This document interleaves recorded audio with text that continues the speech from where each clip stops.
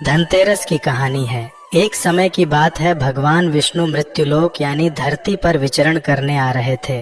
तब लक्ष्मी जी ने भी उनके साथ चलने का आग्रह किया। तब विष्णु जी ने कहा, यदि तुम मेरी बात मान लो तो मैं तुम्हें अपने साथ ले जा सकता हूँ। तब लक्ष्मी जी ने उनकी बात मान ली और विष्णु जी के साथ धरती पर आ गई।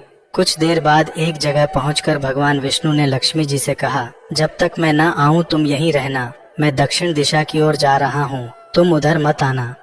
विष्णु जी के जाने पर लक्ष्मी जी ने सोचा कि आखिर दक्षिण दिशा में ऐसा क्या है जो मुझे वहां जाने से मना किया गया है, और स्वयं भगवान वहां चले गए।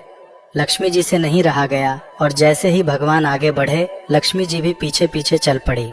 कुछ ही आगे जाने पर उन्हें सरसों का एक खेत दिखाई दिया जिसमें खूब फूल लगे थे। सरसों की शोभा देखकर वह मंत्रमुग्ध हो गई और फूल तोड़कर अपना श्रृंगार करने लगी। आगे बढ़ी तो उन्हें एक गन्ने का खेत दिखा। लक्ष्मी जी ने गन्ने तोड़े और उसका रस चूसने लगी।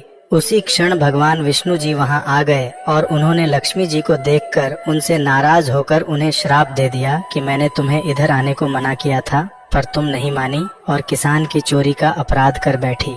अब तुम इस अपराध के बदले किसान की 12 वर्ष तक सेवा करो। ऐसा कहकर भगवान उन्हें छोड़कर क्षीर सागर चले गए। तब लक्ष्मी जी उस गरीब किसान के घर रहने लगी। एक दिन लक्ष्मी जी ने उस किसान की पत्नी से कहा कि तुम स्नान करके पहले मेरी बनाई गई इस देवी लक्ष्मी की मूर्ति का पूजन करो और फिर रसोई बनाना। तब तुम इनसे जो मांगोगी वो तुम्हें मिल जाएगा। किसान की पत्नी ने ऐसा ही किया। पूजा के प्रभाव और लक्ष्मी जी की कृपा से किसान का घर दूसरे ही दिन से अन्न, धन, रत्न, स्वर्ण आदि से भर गया।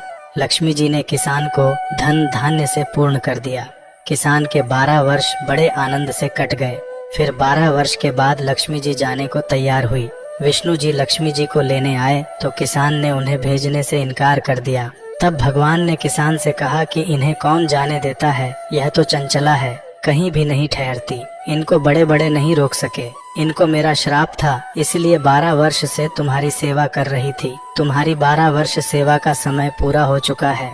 किसान हठपूर्वक बोला कि नहीं, अब मैं लक्ष्मी जी को जाने नहीं दूंगा। तब लक्ष्मी जी ने कहा, हे किसान, तुम मुझे रोकना चाहते हो तो जैसा मैं कहूँ वैसा करो। कल तेरस है, तुम घर को लीप पोत कर स्वच्छ कर देना।